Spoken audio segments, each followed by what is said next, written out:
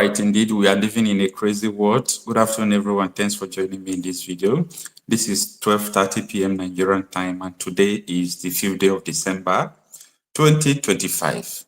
Welcome to our live broadcast this afternoon. And this afternoon, we'll be talking about the issue of Sharia law. Sharia law has been like a stumbling block to the progress of a lot of people in Nigeria. Before, we were made to understand that the Sharia law was instituted in Nigeria just for personal reasons, for people's belief, especially in the states in the northern part of the country.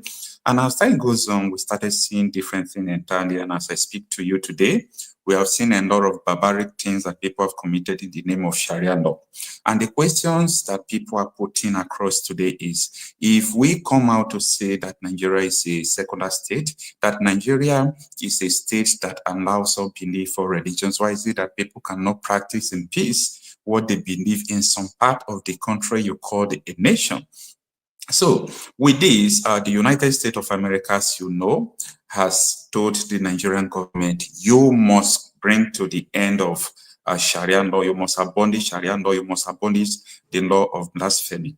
And a lot of people are kicking against it. And for those of you who do not understand what Sharia law is all about, I think I will make you to understand it in this video. And for those of you who do not know the negative impact Sharia law has caused in this country and why Nigeria must not remain with Sharia law, it's just a matter of two options. Anybody who wants to practice Sharia must have their own country to practice it. You can no longer continue to practice, a law that is not acceptable, that is contrary to the common law of everybody, and you said you belong to that country. It will never happen, because Sharia is a tool of so many terrorist groups, including Boko Haram, ISWAP, Mahmouda. They said they want a Sharia state. So they are leveraging on Sharia to commit a lot of atrocities. Now, before Sharia was put into Nigerian constitution, there was a senator and former governor who made sure that, he pushed it very well. He's a Sani Yerima. So let us understand his intention and why they brought Sharia into the Nigeria. Well, you see, people don't know what Sharia is all about. First of all, Sharia is the principles and practice of Islam. You can't separate Sharia from Islam. They are one and one. So any Muslim who tells you that he doesn't want to live his life according to Sharia, then he's not a Muslim. Do you think Nigeria should become a Sharia nation? That is my ambition, and that is the ambition of every Muslim in this country.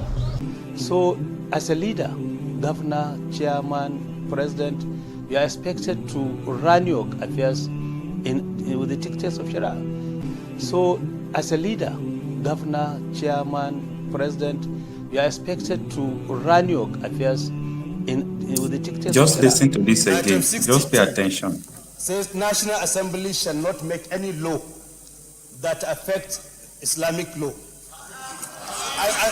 This second schedule. So this amendment is against second schedule item 60. Well, you see, people don't know what Sharia is all about.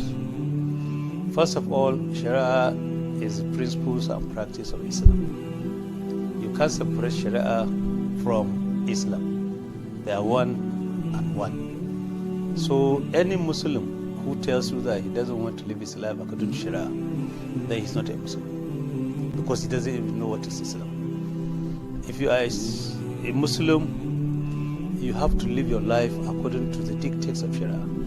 From the time you are born up to the time you will marry, the relationship between you and your parents when you are small, your responsibility to them or their responsibility to you, the relationship between you and your wife, if you marry, how you will marry, your responsibility to your wife, then your responsibility to the neighbors, to the entire society, is all defined under Islam, under Sharia. That is what is called Sharia. It is not just the capital punishment that people are talking about. This is just part of one aspect of Sharia. The major aspect of Sharia is called mu'amala. That is how you relate to human beings, other human beings. All right, sorry that I interrupted the video. Now, you listen to Sani Yerima. Sani Yerima is one of the pioneers of Sharia into Nigerian constitution. He made a statement that is like his mission statement about Sharia in Nigeria. Okay, he said that it is the ambition. I know that you know the meaning of ambition. When you said, I have the ambition to become a footballer, I have the ambition, that is what you are pursuing. You are putting a constant, like a constant force, a constant interest, a constant effort to achieve that thing. So he said that it is the ambition of every Muslim in Nigeria to convert Nigeria into a Sharia state. And you know, when this thing happened, you know the implication, right? Now, the reason why I'm telling you this, they told you that Sharia just belongs for people who believe it, that Sharia will not affect anybody. Sharia is not a bad thing. Somebody should tell me what kept Deborah. Deborah was a girl, a promising young girl. Her crime is that she was born and brought up in Nigeria. She was schooling in a place that have a Sharia law. They said she committed blasphemy and she was stoned to death. So if a Christian could be stoned to death, born to death, sorry, she was born alive. So if a Christian could be born alive because of Sharia, it's still Sharia for only Muslims. So these are the things I want us to discuss in this video. Don't forget that this is a public opinion platform where people can come and air their view. So you are free to join me live using the link on the comment section. There is a link I pinned there in the comment section. So if you're watching me live, you can join it, because when we close live, you can no longer join us live again. So what I'm trying to say is that if you say that Sharia is just for Muslims, who told you? So why is Sharia affecting Christians? Or haven't you seen this issue here? Take a listen. The recent incidents, the Apple shop controversy. The controversy surfaced recently in Apple District, Abuja, where a man's shop was sealed off by a Sharia court over civil dispute. The man, reportedly not a Muslim, claimed he was unaware of any Sharia case against him until his business was locked by court official. The incident sparked outrage on social media and renewed public discourse about legal authority of Sharia court in the Federal Capital Territory, a jurisdiction that operates under secular Nigerian law, not religious law. Legal experts argue that while Muslims in the FCT may voluntarily seek dispute resolution through Sharia courts, those courts cannot impose judgment on non-Muslims. Civil rights groups have since called for clear boundaries to prevent future violations of citizens' rights to religious and legal freedom. Area Council.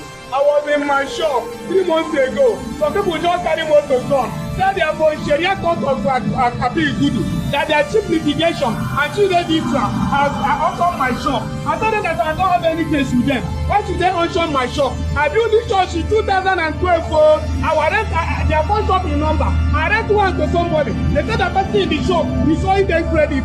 I told the person owner, why don't you provide his goods? That the goods inside that shop, they don't think about the goods. They say what they know is they want to open that shop. I said the besides should come to the court and tell the people I'm the owner of the shop. I go there, even though I'm a Christian. I told them why should a Christian go to Sharia court? They say I must come if I'm the owner, that they will leave me in my shop and take all the documents to them. Even when I reach there, they even see the document, say they will do investigation. All I see today, they just come here, carry paper come, say that I was the shop, that they are doing handover because I'm a Christian, because I'm Igbo. They collect my shop, Sharia court. Even if they will follow the law, as a Christian, what I have to do with Sharia court? They because of what is happening in Nigeria, they carry my case there. Even when I appear, they did not listen to me. They bring the other judge, they know that what happens. They remove the judge, say that in charge of the who the moving judge. They remove the judge, they just collect my goods, my shop for nothing. Jurisdiction confusion. The Nigerian legal system operates on a dual structure: civil common law and Sharia law. Sharia courts have jurisdiction only over Muslims and matters where both parties voluntarily submit to its authority. However, Enforcement agencies and court offices sometimes overstep these boundaries, applying Sharia judgments to non-Muslims or using Sharia-based decisions in mixed communities. These overlapping authorities often result in constitutional breaches, as seen in the Apple case and in the Sunday Jackson verdict. Human rights advocate stresses that such practice violates Section 38 of the Nigerian Constitution that protects freedom of religion and belief. Why this matters? The Sharia court controversy is more than a legal technicality. It touches on the very fabric of Nigerian unity and diversity. Nigeria is a multi-religious secular nation, and ensuring justice for all citizens requires upholding constitutional safeguards. Supporters of Sharia law insist that it is an integral part of Islamic identity and culture, providing a moral compass for adherents. Yet, critics maintain that when applied beyond its intended scope, Sharia law can become a tool of exclusion and injustice, especially for non-Muslims caught within its reach.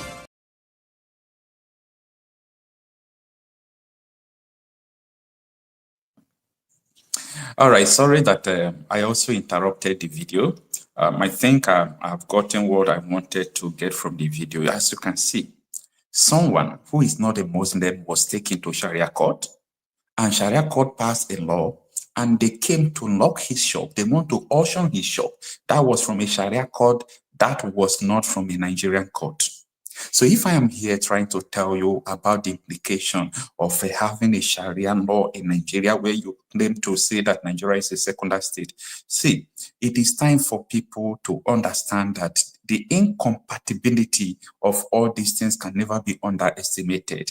Sharia can never be compatible to normal life of people. And people who say that Sharia is a normal life, I think it is time for, they should be confined to a country where they can practice Sharia. Sharia have no place where people who do not know Sharia is. People are being killed. People are being destroyed. Shops are being locked just because of Sharia. You say that Sharia is not for everybody. That was the disagreement that, spiked the Arise News. That was yesterday. I published the video. Where is the video again?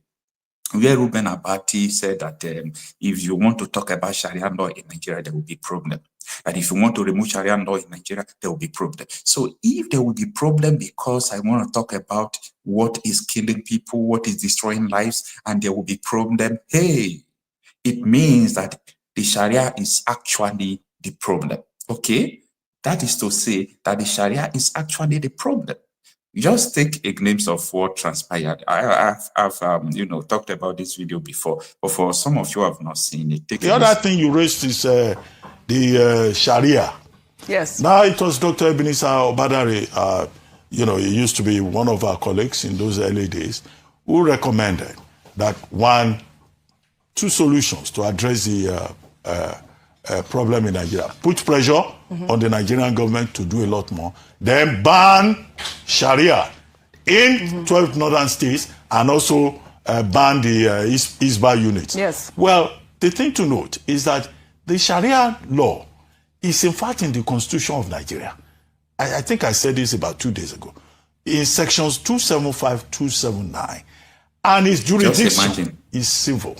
It's not a criminal orthodoxy, as some people are trying to define it in the United States. It means that the Sharia law can only apply to persons who have elected to be tried under the Sharia law. And we have Sharia Court of Appeal. We have in some of these states, where you have the Sharia. And in any case, it's a federal system. Yeah. Some states, that say, oh, we want to adopt this kind of system of law are allowed to do so. But that law should not apply to people who do not subscribe to it. So you cannot use Sharia law now to punish Christians. Yes, and I do not think that President Tinubu has the powers to unilaterally say, oh, he will declare Sharia law unconstitutional. In fact, that would be a prescription for chaos, all right, for conflict. All right. In fact, it will worsen the situation because persons from those 12 northern states and religious leaders who since 1978 Constitutional Conference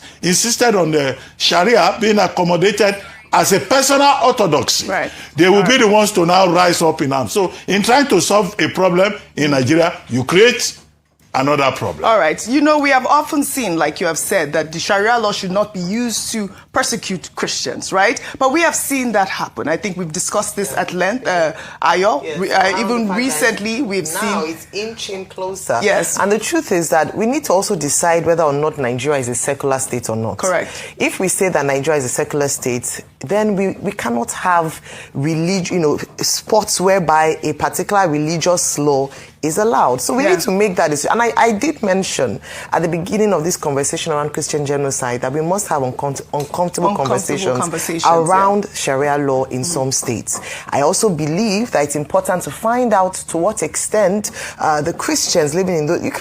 we've seen incidents where it crosses over. It always crosses over after a while. And that's where the challenge is. If something was instituted or called upon, if we see that it has a negative effect, we can go back to the conversation, revisit it, and actually find out if it's still working. Except that Sharia is not a religion. I'm trying to say Sharia religious group. The Constitution says there shall be no state religion. Correct. In any part. And there's no state of Nigeria where they say you must only be Muslims or you must only be Christians. Yeah, but the point she's making is a system of judicial administration that applies to only a particular religious group. Or whoever submits to it. Yes. But it's mainly the religious group. So let me tell you why she's talking about why we're talking about this, because only recently I think we saw a man's store that was closed down in Abuja and said it was a Sharia court that repossessed his property, and we have seen some of these. No Sharia in the EFCT. Well, that was the conversation. In the state where it was brought before. It was brought before, and so they are inches. So it was in the state it was brought before. Closer, so exactly, because the people that were persecuting were, using the Sharia court to do that. And so, like Ayo has said, this is a situation where these laws are inching and also persecuting people that have not subscribed to it. For example, we saw Deborah, the killing of Deborah, who was blasphemous, and she was killed. She was burned, but she was Christian, and they used the blasphemy law to persecute her. So, these are the sort of conversations that are uncomfortable and need to be had. If we have to revisit the conversation, we should open it again on the table. And this is my thought. The Constitution is being reviewed all the time, Dr. Bat, isn't it? We're talking about Sharia law. I'm saying it will cause a lot of problems. Well, I don't think President Tinubu needs to go in that direction. Well, that's your advice. But the Nigerian people are saying that these are the conversations. Sometimes when you think that some people are smart, when you think that some people are actually what you think they are, they will always come out to prove to you that they are not what they are. Now, we are talking about the issue of Sharia law. Look at the crew, Arise crew. They were trying to tell Reuben Abati, come on, look at it. This thing is overstepping. They killed Deborah for this. Sunday Jackson was sentenced to death. They said that it's not Nigerian law they used, even though they went to a Supreme Court, because it was Sharia law that first sentenced him to death. And Nigerian court upheld it. And look at this man in Abuja. Sharia court issued a warrant. They knocked his shop. So where are we going from here? Like what? And one of the things that triggers my emotion is that United Kingdom, whether it is Great Britain or not, every day now they are protesting that they don't want Sharia in their state, as you can see on the screen. They are protesting that they don't want Sharia in their state, they don't want this, but these are the people who came into the country and amalgamated Nigerians. The people, they know that these people don't have the same value, these people don't have the same culture, these people don't have anything in common. See, the incompatibility in Nigeria will never make Nigerian work. The earlier we realize that there is a problem. Now, before some people will get me wrong, I am not trying to say that I hate some people. No, I'm not preaching hate. I'm not preaching religion here. I'm talking reality out of issues. I have good numbers of Muslim friends. They love me and I love them. Do you know why they love me? I don't pretend. And the reason why I love them, they don't pretend. They told me this, that this country one day will become a Sharia country. Do you get it? They told me that one day this country will become a Sharia country, and I don't pretend if I'm telling them what I have in mind. That is the kind of my life. I'm not the kind of person that pretends. Anything in my mind, I speak it out. Okay? So that is the kind of person I am. So if the Great Britain, like what I'm showing you, are protesting every day that they don't need Sharia in the United Kingdom, they don't need Sharia in their country, come on, someone should talk to me. They should understand that the amalgamation of Nigeria, the incompatibility and everything they have done in Nigeria, oh, I'm sorry, these people actually know what they did because they don't want Nigeria to be stable. I hate to be talking about insecurity every day. I hate to be talking about, so many problems. I just want to proffer solutions. I just want to proffer solutions to the problem. So the solution is what we are talking about. Sharia can never exist continuously in Nigeria and you have peace in Nigeria, where Christians and non-Christians and everyone is being killed who violated the law. Imagine I told you the other day what happened in Kanu State, how my friend who is a Christian was detained. He's a Christian, but Sharia law detained him. So these are the issues we are talking about, and it has no place. It has no place. So it is the earlier the better people understand that Nigeria is not sustainable with all this kind of rubbish. All this kind of rubbish. My friend wrote me this morning after our discussion. He's a Muslim. He said, Kocha, don't call Sharia law rubbish again in Nigeria. If my fellow Muslim, if they catch you, they will behead you. I say, do you not understand the reason why I am against it? So because I said this law doesn't make sense, you want to behead me? And this is the issue we are talking about, and it has no place in the society. So let me stop talking and start bringing people. Mr. Greg, I think you are forced to be here. Good afternoon. Thanks for joining us. You can unmute yourself and share with us what you think about Sharia law. Thanks for joining us. Good afternoon. Good afternoon, Mazi Okocha. Yes, thank you so much. This is my first time to join you. Nigeria is the worst country in the whole world. The only country that deceive themselves in everything. The only country that lie to themselves in everything. The only country. What are the lies? What are the lies you are spotting out? The lies I'm spotting out is, look at this man called himself Ruben Abati. He knows the truth. He knows that Sharia law cannot stand in Nigeria. And they call him Dr. Abati. Which country in the world have two different laws? It does not exist. No, let that useless man come out and tell the Nigerians which country in the world. I have a friend. You don't have to call him useless, sir. I have a friend here. He's a Tunisian. I have a friend from Morocco. These are the only Islamic, they can pronounce them Islamic, but what is going on in Nigeria, the Christians doesn't suffer what the Christians suffer in Nigeria, in Tunisia and Morocco. They don't suffer it. I've been to Tunisia. Yeah. So, and Nigeria they call it a secular state. And you know that this secular state is not working. There is no way I can come in go to Sokoto today and leave. Look at what they are destroying their businesses every day. You destroy their business because of the Sharia law. If you, I like drinking beer. I'm a Christian. A Christian doesn't support you to get drunk. But if you get drunk, that is your sin on your own. I not sin against the culture or any person. So it's my own personal sin. And I will suffer for that sin on my own, not somebody else. That is what religious freedom is all about. Freedom is all about. Yeah. So why must I come live in Sokoto and I will not enjoy my God-given right and use my brain to know the things I will do that I will not get into trouble, and the ones I will do that I will get into trouble. That have nothing to offend another person. In this country where I live, you are not permitted to drink and drive. You can drink alcohol. If you want to drink alcohol, you My brother, I say everywhere in the world, you are not permitted to drink and drive because it will compromise your faculty.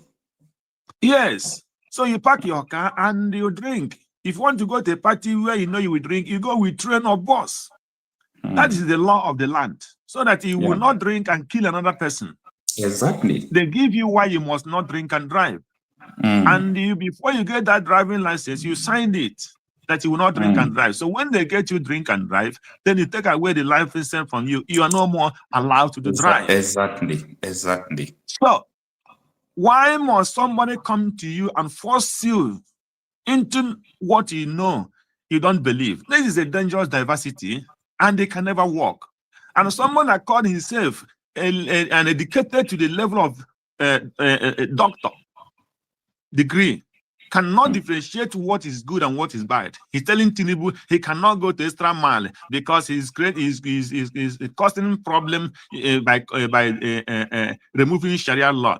Then tell Tinubu that in Sharia law, people who don't want Sharia law are more than the people who want Sharia law. So it's hard to go.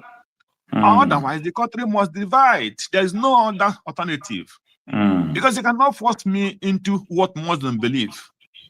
In my religion, I am allowed to drink, but I will not get drunk. To the extent of locking my shop because the Sharia law gave order. So they wish Sharia law, when they are fasting, they force you to fast, that you must join them to do fasting because they have Sharia law. Which country is, even in Saudi Arabia, where all of them go for their distance, doesn't have such useless law. Of course. Force people. So, of course. Why? Of course. So, if there's no any other alternative. The only alternative is we know even Nigerians know we have dangerous diversity. So that dangerous diversity is not working. And the only alternative is people to go on the different way. And if I want to go to Sokoto, then I know I'm going to the Sharia state or a Sharia country to live. Then I will obey their law. Exactly. If I want to live in that law. If you come to my state or my country, then you obey my law. That is how things work. Until you come and force people, they must do this. It doesn't work anywhere. So that's why I say Nigeria is the only country that deceive themselves and lie to themselves. And they know they hate each other. Why are they pretending one country? They knew there is too much hate in the east, west, north, and south. And that hate mainly comes to one particular side of the people. All right. So they suffer it more. So thank you. All right, Mr. Greg, we have exhausted your time. Let us go to the second person, Mr. Christian, before we come to Mr. Sowore. Good afternoon, Mr. Christian. Well, good afternoon. Thanks for joining us, sir. You're welcome, my brother. The topic, you can hear me, huh? Yeah, I can hear you. We're talking about the issue of Sharia. You know, US wants Nigeria to abolish Sharia law and blasphemy law so that people can call Nigeria a secular state. That if not, that Nigeria is heading into the way of whether Yugoslavia and all those things. So Nigerian politicians to say they are seeing the statement from the US as a very troubling statement. But I am here telling them that look at the shops of Christians are being locked down because there was a Sharia law that issued an order.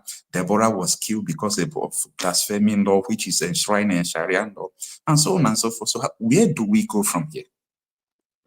Yeah, my brother Okocha. So you see, again, if you remember at the beginning of this year, I told you that obviously I made it very clear that something is going to happen, that Trump might have his hand full, lots on his table, but at some point, if you remember vividly, that he will get to Nigeria at some point, and that when he does, things are going to change. But I never knew that he was going to be up to this level. So I can only say in all honesty, I can only say thank God Almighty, and we also have to continue to pray and remember Trump's in prayer, because trust me, this is no joke. What is going on is a serious stuff going on. It doesn't happen overnight. It takes time, but but they are here now, and there's no going back.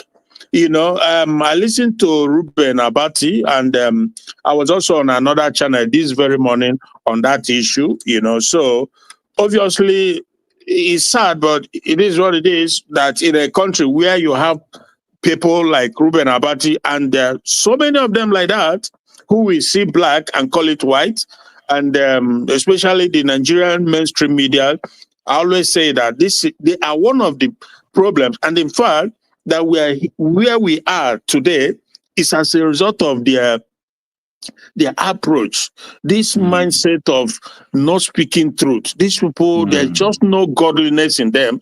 If you want to talk about the things that destroy Nigeria, the media, which is Yoruba media, we don't have to be shy or afraid to speak the truth. They control the media. You can say the media. Yeah, they run the show. But they run the show. They are in charge of it. Channels TV, Rise, and AIT, and the rest of it. We know from of course, it's changing now because we're beginning to have different avenues to get news, right? So, but not until the coming of social media, we did not have that. Everything was coming from them. And what they do is they cover up something that is destructive. They don't call a spade a spade. That's my aggro with these people, So Ruben Abati is sounding as if it's a natural thing, as if it's a normal situation to have Sharia law in a secular law country. Everybody know that it's not normal. But now he's saying, in other words, he's saying that we should just let it be, let the sleeping dog lie. That is what he's trying to say. Because that if we try to stop it, it will create additional problem. Well, there's already additional problem. It can't get any worse than what is happening in Nigeria is everyday kidnapping, terrorism, ravaging, killing. So how much more? So if you leave it, like Ruben is suggesting, leave it like that, so then what? Slowly but surely, even Ayo, I did not expect that Ayo would be that, should I say, openly and truthfully, and Oji also, they spoke the truth, because they are chipping in. Because Nigeria is happening to everybody now. Exactly. Why is it not happening to Ruben? Why is he taking that position? That is to tell you whom he is as a human being. Because you see this Sharia business, if it's not if it's not stopped, trust me, it's slowly but surely everybody will become a victim. Everybody, because that is their set goal. Their agenda is to take over the entire Nigeria, turn it into Islamic Sharia country. Simple as that. And they have so many mechanisms on the ground to continue to allow me. Of course, everyone know how he put it. Even Mazinan Kanu from day one made it clear. So it's happening now. But the good thing is that we just have to thank God that this Republican U.S. administration, they've taken a stand. And I knew this from day one that Trump wasn't going to tolerate this inhumanity. So I cannot thank God enough. Hello? Yeah, I'm with you. Yeah, so obviously there's an option here. The option is very clear. Nigeria from the get-go is made a secular country where no religion should take precedence. But for whatever reason, should I say it started with Obasanjo? So you see again, sometimes when we talk, it looks like as if we are ethnic profiling, but it was Obasanjo that allowed Sharia law in 1999 because he wants to be president, they took him out from prison and they used that on him to, twist his arm and put Sharia in the constitution. And Obasanjo said, don't mind them, that it will fizzle out, blah, blah, blah. But look at what he has brought us today. And the same thing goes for Tinubu again, another Yoruba guy too. Before he became president, he went into an agreement with these Fulani terrorists, these Fulani Sharia-minded individuals, that he let him know he must not touch their foot soldiers. That is the terrorists ravaging everywhere in the country. And he agreed. You are convinced about that? 100%. Come on now. 100% that Tinubu went into the agreement and they told him, don't touch our foot soldiers. And he agreed. This you can do, that you can do, that you cannot do. And he agreed. And he goes in there and sit down. Before even Ladi, the guy that gave interview to Adeolu a couple of times now, Adeola, sorry. I've known this within me that, because how on earth is that possible that you are commander-in-chief of a country? And for like more than 2 years, they're going to 3 years, these terrorists are terrorizing everywhere, everybody. They ride freely, their motorbike. For hours, they will be operating. The military will not confront them. The president will not order the military to go after them. What the heck is that supposed to mean? You don't need, it's not, you have to, it's easy to figure out what is going on without even having the concrete source. You must know that the president is in support of it. And I make it to say that I don't care. People can feel how they feel or think what they think. I believe without any shadow of doubt that Tinubu is complicit in it. And he has to prove us now and prove to the United States government that prove them otherwise by doing and they've given him time. We can't, bro, something is happening. I never would have believed that in my lifetime we will see this happening. Given the trajectory of Nigeria, how Nigeria has been going on, I never would have believed that we'll be seeing what we are seeing today. Okay, so they have a choice. They have a choice, like I said. If they insist on having Sharia in the 12 northern states, then they just have to, as easy as ABC, carve out their own country, because not even America will stop them. If they say they want their own country, it's only we who say we want Biafra, the whole world came to fight on. But if they say they want their own Islamic Sharia country, which Boko Haram they say too, so they will easily have it like a walk in the park. So people, everybody, you go their separate way and manage yourself as you please. It's as simple as that. Thank you, my brother. I'm sure maybe I've taken more of my time. I don't know. Yeah. Thank you so much, sir. Let us. Thank you, sir. Thank you, sir. Bye. All right, sir. Diokpa, good afternoon, sir. Mr. Sowore. Good afternoon, Nane. Oh man. Sorry, I just smiled immediately because I said I just smiled talk about immediately your safety, when I. Sir. Okay, yeah, go ahead. I hope you are safe while driving. No, you can see my hand is free. Okay. Yeah. Good afternoon, sir. Thanks for joining us, sir.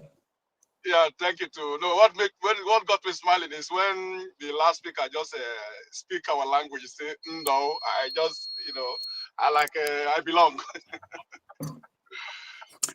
All right, sir. So go ahead. Let me bring this issue to you. I was talking with one of my friends, and I was telling him that Boko Haram said they want Sharia control, that Western education is prohibited. And that, my friend, he told me before that what Boko Haram is looking for is not a bad thing.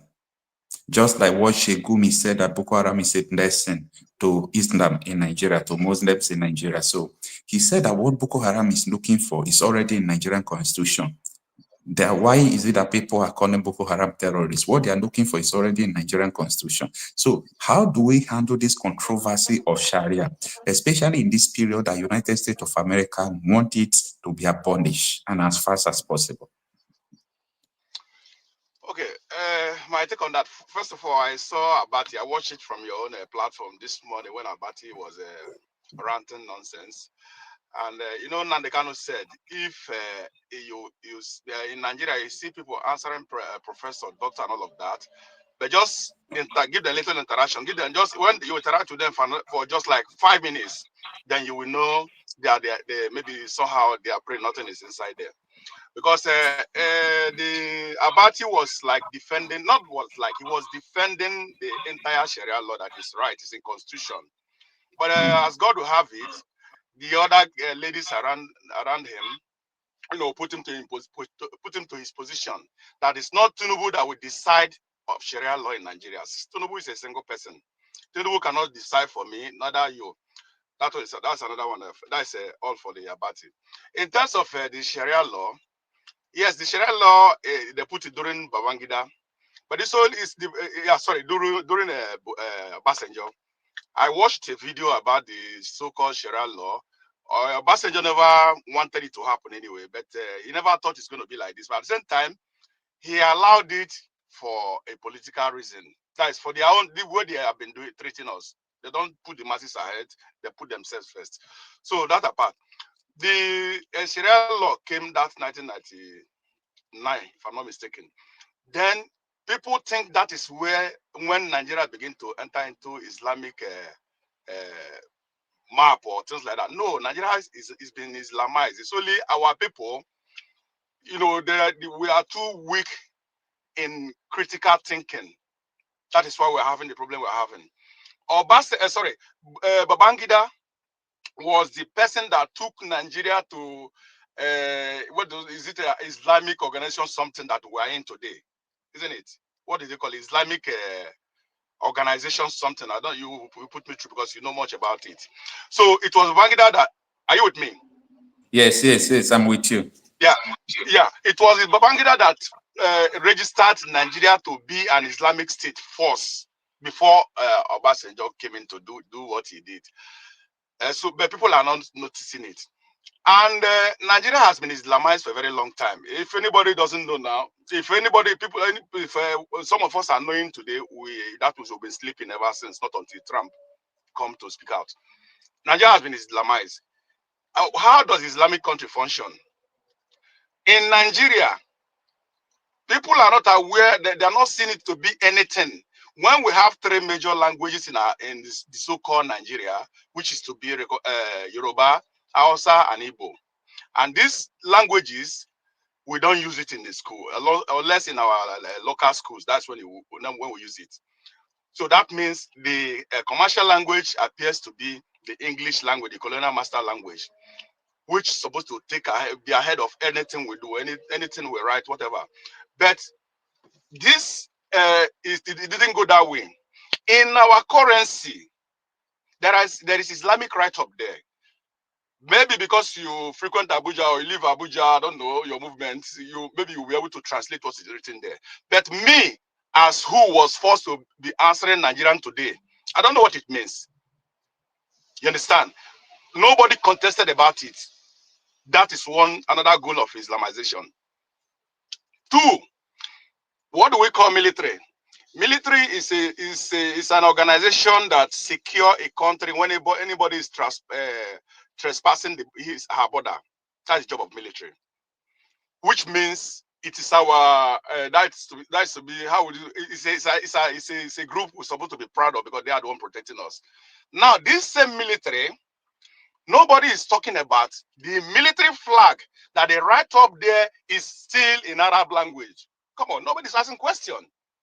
So all these things, when I watch all this, I felt bad because, like, what if you ask me now what is written in our military flag, I cannot give you any answer because I don't know what it means. Because I am not an Hausa person, neither a Yoruba person, neither a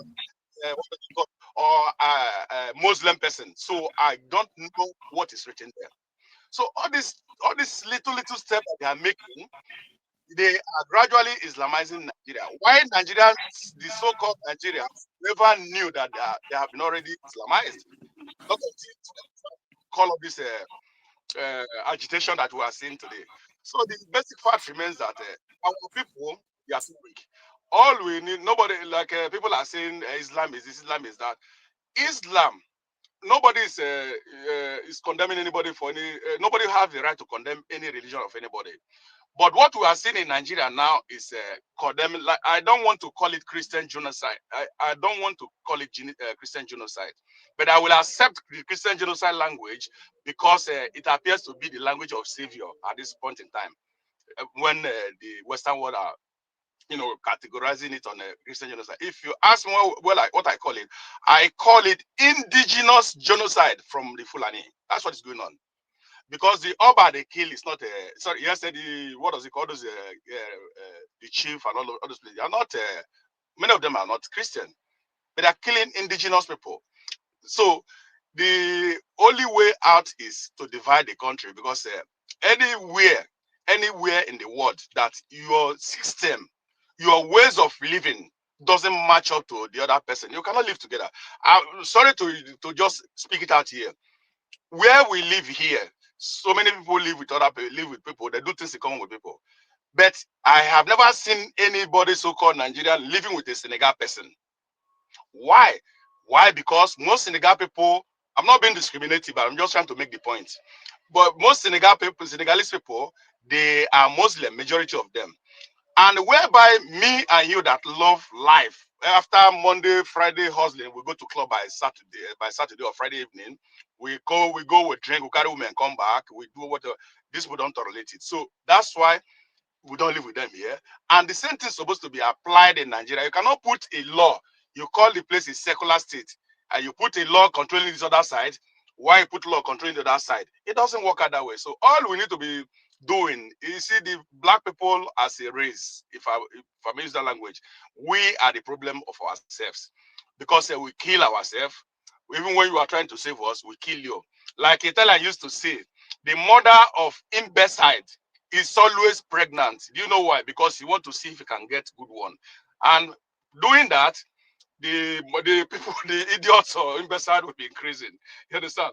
So there is nothing much to say about that. Tony Nnamdi, I watched Tony Nnamdi video this morning. What did he say? He said Nigeria, the Northerners have acceded from Nigeria since they put in the Sharia law. That's what he said. It's only our people not aware of it. That was what he said, and exactly that's how I see it. But the unfortunate thing is that the not up to 1% that is piloting the country that is from our side are supporting this shenanigans. So All right. we thank you for all you have been doing, and we ask you to keep it up because when we talk of the news, we don't get anything from. I don't watch Arise News. I hardly watch it unless I see people like you post when I go and cross and look what is in the picture. But to say I open Thank you, Arise sir. News, so let's call it a day and keep your work going on. And All right. the war. Thank you so much. All right. All right. I really appreciate it. Thank you for joining us, sir. And me too. Yeah, yeah. Okay. Before Obundo, okay, I think it's the turn of Mr. Obundo. Mr. Obundo, thanks for joining us. Can you hear me? I can hear you, Mr. Marcel. Yeah, good afternoon. Thanks for joining us. We are discussing just the issue of Sharia law. And from the beginning of the program, I showed people this video I want to show you now because I want you to react to this video.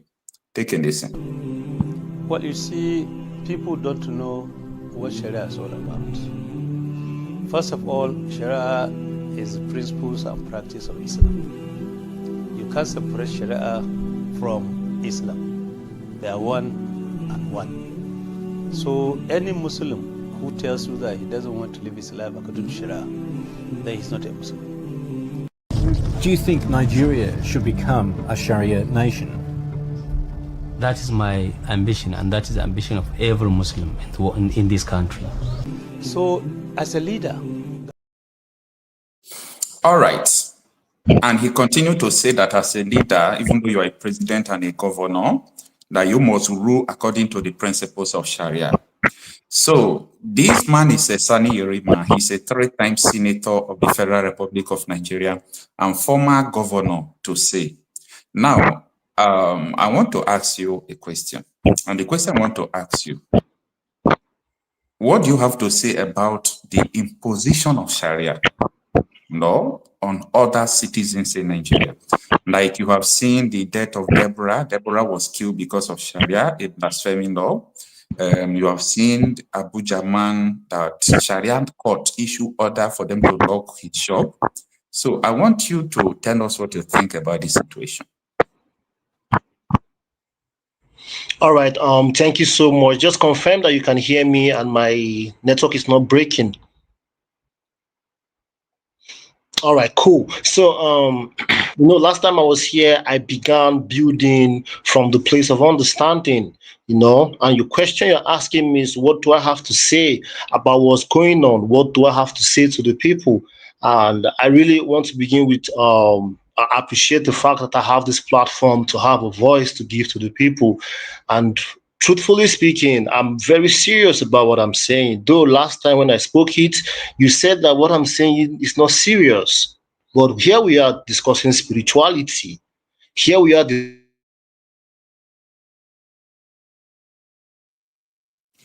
It seems you have a problem with your network because we can't hear you any longer.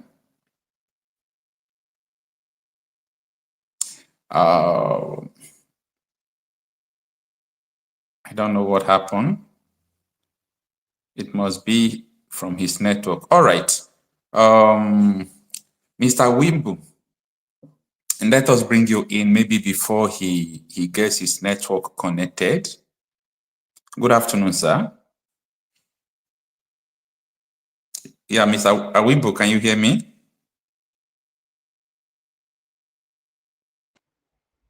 Sorry, can you hear me now? All right, let's continue from you. I was calling upon Mr. Awimbo since your network was disconnecting. Sorry. Yes, I can hear you, sir. Good afternoon. Yeah, good afternoon. Okay. So, Mr. Wimpu, let us finish up with him. So I thought he is gone before. That was why I called you. So, Mr. Bundo, go on. All right. So as I was saying, so I was building from the place of spirituality, So Sharia is a spiritual situation. Sharia is a spiritual situation. We are looking, I don't know how many people are looking at this from a political standpoint. But if we want to be serious to discuss this situation as a Nigerian people and as an African people, we want to start the journey of a spiritual definition of who we are as a people, because we're discussing Sharia here. Sharia comes from Islam, and Islam is a spiritual sector. So what I have to say about this is the Nigerian people and the African people have to start their journey to going to that spiritual chamber that everybody is running away from. We're talking about the genocide of Christians, but the Africans are not Christians. So if Donald Trump, no, we are not. We are like in this video. We are talking about Sharia law. Okay, like the imposition of Sharia, both non-Christians, both African traditional believers, this thing is affecting them. So how do we get away? Because if we call Nigeria, for example, if we call Nigeria a secular state, we ought to maintain only Nigerian constitution, for example.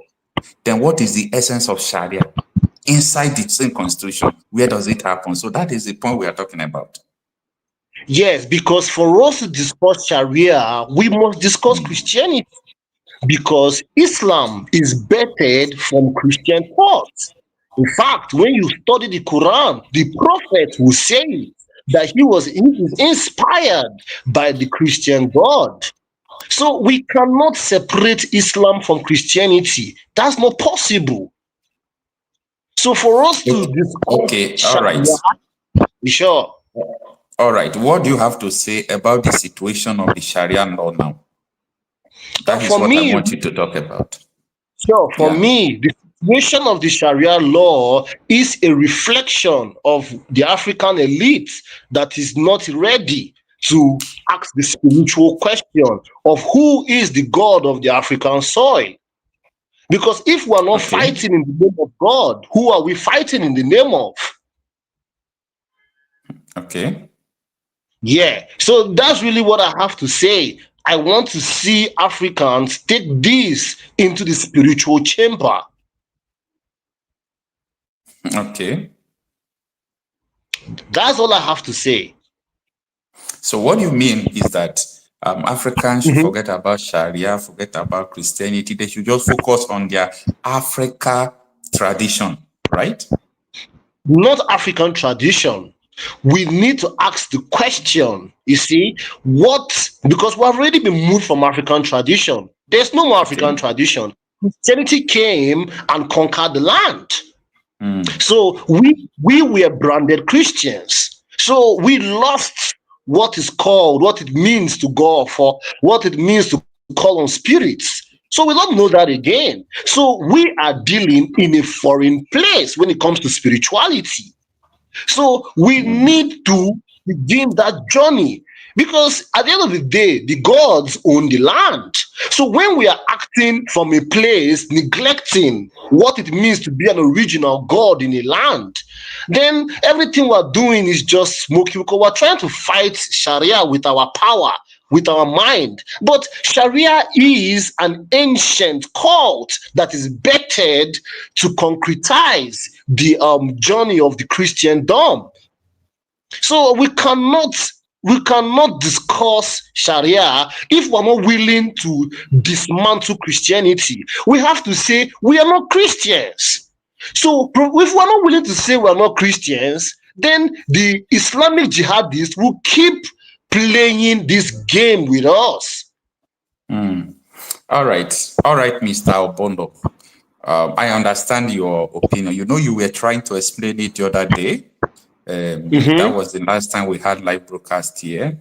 So sure. I think you have thrown more information about your own idea. And if possible, one day, maybe after this next talk, maybe you can come and talk about this, because what you are talking is voluminous. I don't think it's what we can just contain in 5 minutes, 2 minutes here. No, you understand? no, Maybe I will no. give you time. We schedule an interview, maybe for 1 hour. You come and explain your ideology, because here is a public opinion platform where everybody can come and talk about the issue. So thank you so much. I really appreciate your opinion. Thank you. All right. I think Mr. Wimbu, we're up to you, but there is this our brother that is writing me that he is at work, that he would like to just speak now. So I don't really know. Pastor, good afternoon, sir. Thanks for joining us. If you don't mind, you can just give us your own opinion about this issue of Sharia before we come to Mr. Allow Awimbu to go. I still have 25 minutes, so I also want to enjoy his contribution. Then I was trying to get your attention. That's my senior Mr. brother. Wimbu, thanks for joining us. My senior brother, so let me go first. You can unmute yourself, Mr. Wimbu. All right. Yeah. Thank you so much, Master Marcel. Can you hear me? Yes, I can hear you. Okay, thank you, sir. Pastor Bam Bam Bam, I salute you. It's been a while. I greet you, sir. I greet you. I want to enjoy your contribution. So I know you are a man of the deep things. So give it to us. Let me enjoy it. Thank you, sir. Thank you so much, Namoche. You know, Master Marcel, someone came in here and began to talk to you about Christianity. You cannot talk about Sharia, Islam, without talking about Christianity. Which come first? Which come first? Which come first? Why will you not tell me the last born? The last born will now determine what the first child, the first son of the father will do. When did Islam come? These are some of the things we need to ask these people, because we should not allow them to come in here and begin to speak in a manner that I don't understand. It makes me look, the way these guys spoke here, it makes me look stupid, as if I do not know what I know about Islam. Look, and you tell him to explain to us the people, Quran, Islam called the people of the book. The people of the book. You could have also asked him to explain to us who are the infidels that must be killed as instructed by that their Quran. You could have also asked him to explain to us in a very clear form the interpretation of Quran chapter 9, verse 29, where the Quran gave them instruction to kill and to push the infidels, unbelievers, into the fire, just like they did to Deborah. Exactly. Just a minute, Wimbu. This is what you are talking about. In the Quran, chapter number 9, verse number 29, Allah subhanahu wa ta'ala orders the Muslims to kill the Christians, Jews, and if they do not surrender, then they have to pay jizya. Jizya is basically protection money. In the Quran, chapter number 9, verse number 29, Allah subhanahu wa ta'ala. Okay. Mr. Wimbu. You see? Yeah, we are with you. There is another quotation. Yeah. Okay, there's another quotation again. I think Quran chapter 48, verse 29 as well. where he mentioned that Muhammad is the messenger of Allah, and those with him should be compassionate with one another and brutal on the unbelievers. Who are the unbelievers? Marcel, it is you, me, Pastor Van, and any other person that does not believe on the tenets of Islam. That is the people that stand to be killed. In fact, for those of them where you have Islam as a dominant religion, you do not have issues there. I've been to Saudi Arabia several occasions. I've been to Dubai. I've been to Oman, on duties, military duties while we were staying there. We've been to so many of these places. These people will not have problem with you because they are the dominant force. The reason why you have problem in Nigeria today is because Islam is trying to be a dominant force. Islam wants to take over Christianity. Islam wants to subsume every other practice of all other faiths in Nigeria.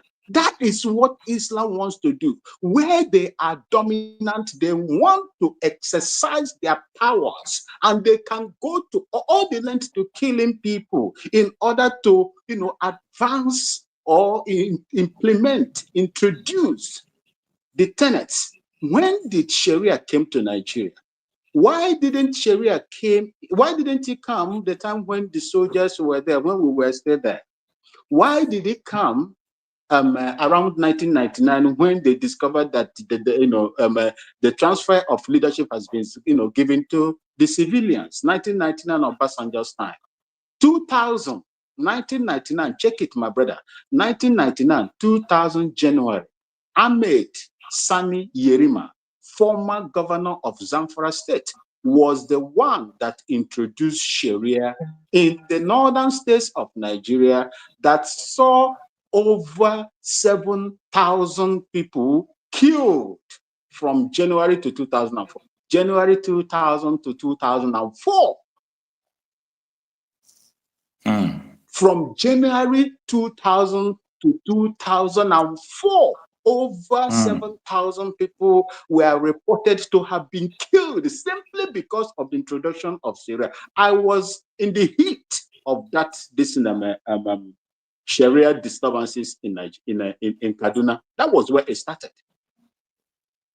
You see, why will you now practice Sharia? When they came in, they started defending it. They said, oh, it is meant to prosecute political office holders and so on and so forth.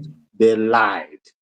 Is there any political office holder, the big man that is being under trial today, under Sharia? No. None. Absolutely none. I saw one guy, is it a Jangede or something like that? Is it from Katsina or thereabout? That stool or something like that. And his hands was, amputated, Sharially amputated from him. Will that guy also today be productive? A full-bodied man that time before his hands were cut off, simply because of the useless and barbaric religion, that able man's hands was cut off and making him now a disabled man in an economy that you are not contributing anything. This is the reason why I laugh. I laugh when, Southwest, South, and Southeast are fighting themselves. Do you want to tell me that if the deposit of gas and the gold, yes, the other minerals and the crude oil, liquefied natural gas and so on and so forth, were found in the domain of the northern Nigeria? Do you think you would have right to say what Nigeria today? Our people are so docile, absolutely no. very, very docile that they will throw anything at you, and you will be so cowardly to swallow whatever these people are giving to you. You cannot exercise your own right. Why is Nigeria? Look, let me tell you, the very first time Nigeria is supposed to act, especially South, and Southeast, and Southwest, that still have a considerable number of Christians there. A state, 1970 something, under Gowon, Nigeria was given what they call observatory role in Organization of Islamic Congress. I think in 1985, before we joined the military then, Babangida officially, announced Nigeria as a member of the organization. On paper, you are. On paper, in your constitution, you are a secular state. My brother, why will you have two conflicting laws that have their own people? When you go to North, they told you that it is not going to affect Christians. This is why I have problem with Reuben Abati. Reuben Abati is such a clueless man, someone with vacuous brain that does not even know what his constitution says. Your constitution says that you have right to practice your religion. But in 12 northern states today, they are practicing Sharia. Even police has nothing to do when the Hizbah police, according to the Sharia tenets, are upholding laws. Is this enforcement of law and order in these places? They can't. They dare not. They dare not go. These are some of the things that are happening over there. Your door, it won't affect you, but an Igbo man shop was tried and locked up in Abuja with the instruction of a Sharia. Didn't you see that? You have Christian shops. You have Christian shops in this Sharia practice states in the north, locking up bars, locking up hotels, accusing them of immorality, as if we didn't live in the north. We do not know what they do. What is Dandaudu? What is Dandaudu in Hausa language? What is Dandaudu? What is Kwaya? What does it mean? I don't know. Dandaudu is Nde Naranike. Okay. Gay. Huh? Gay. I try to make there. Yes. Dandaudu. That is the common name they call them over there. Do you know when I started hearing this Dandaudu? In the 90s, early 80s, it's been there. What is Kwaya? Kwaya is people that are sniffing all manner of chemicals. Even tire solution gums that they use, they sniff it. These are the people that are teaching you morals, that you cannot open a hotel, you cannot open a... What kind of nonsense is that? What kind of Nigeria is that?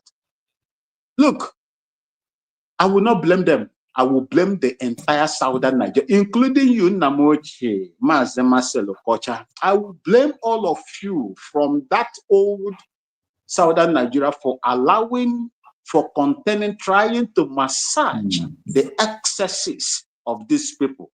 You have emboldened them in such a way that they can do anything to you and nothing happens. And they have managed to attain the levels of power, occupy some of the decision-making positions in your country, control them with money, have foreign influences that are supplying them hundreds of millions of billions of dollars. Go and check how much Ahmed Sani Yerima, former governor of Zamfara State, got from the OIC and some of these Islamic countries that supported the cause of introducing Sharia in Nigeria 1997, 98, 99.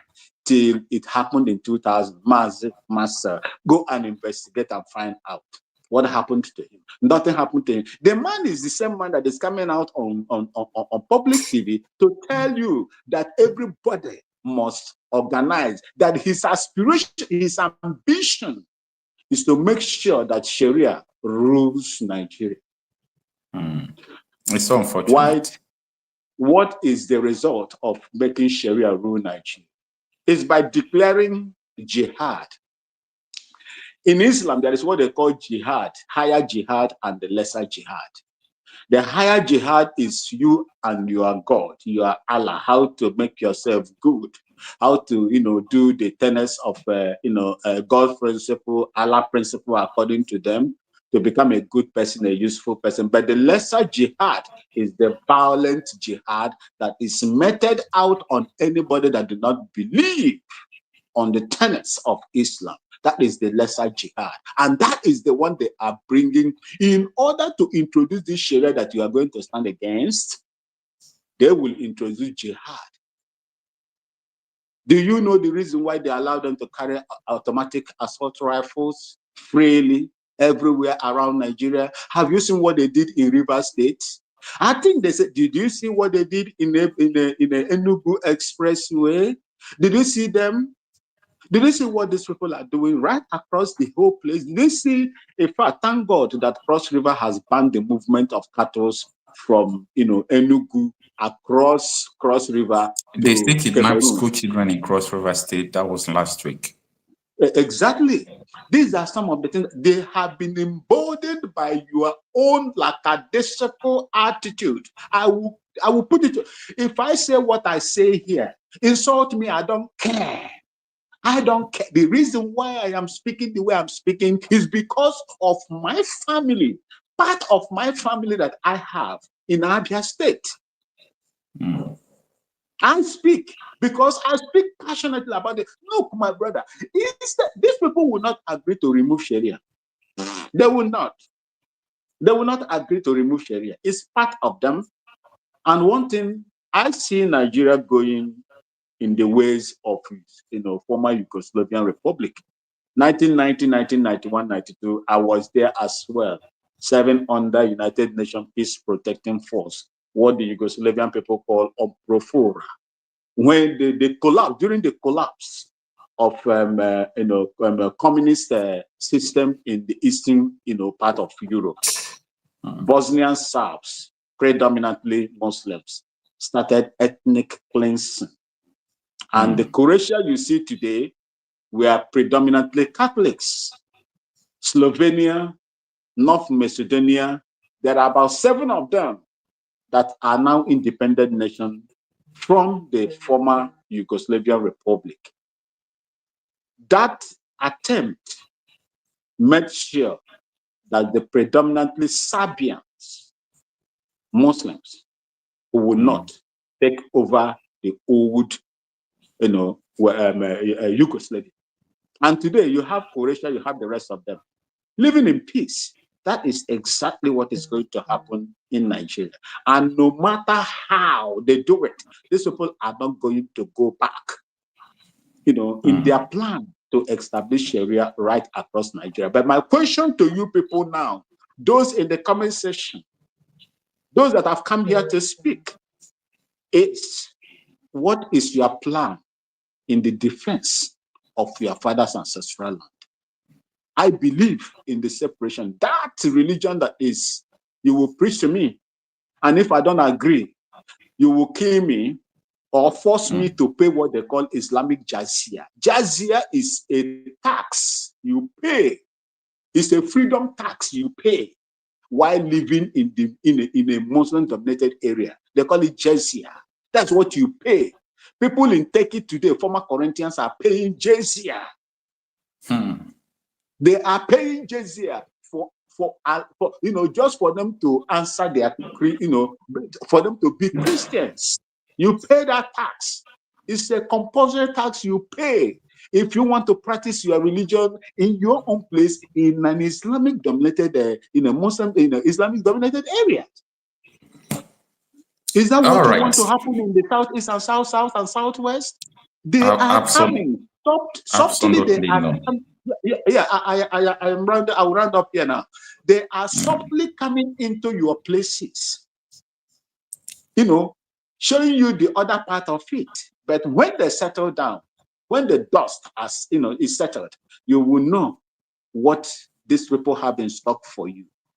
If they cannot, find a way to stop all these things from happening, Mazi, I will tell you, allow Biafrans to go. Allow Oduduwas to go. Allow anybody that doesn't want to stay in that contraption called Nigeria, trying to adhere to Islamic tenets, to leave. That is the best thing to do. You cannot tell me simply because you are one people and you want to use your religion to intimidate me and kill me. I saw Boris Yeltsin coming. Is it Boris? Boris, yeah, Boris. Well, is it Boris from England? Yeah, coming to Imo State to tell them that he feel free. Let him bring his family to come and stay in Imo State.